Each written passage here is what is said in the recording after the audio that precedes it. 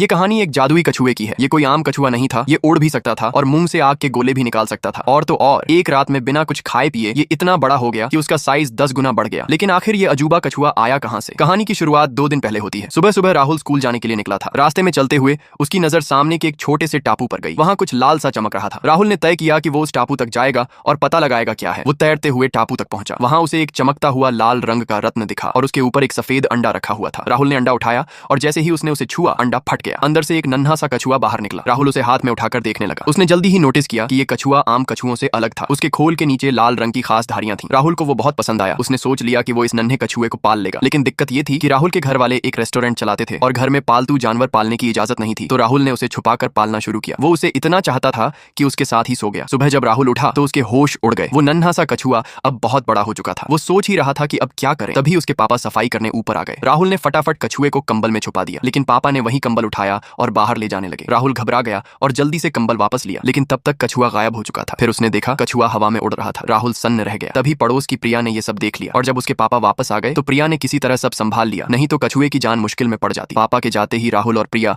दोनों उस उड़ते हुए कछुए को हैरानी से देखते रहे। फिर उन्होंने सोचा कि इसे जंगल में छोड़ देना चाहिए, लेकिन कछुआ जैसे राहुल को अपना मालिक मान चुका था, वो उसके पीछे पीछे चलता रहा। राहुल ने छिपने की कोशिश की, लेकिन तभी एक तेज रफ्तार ट्रक आया।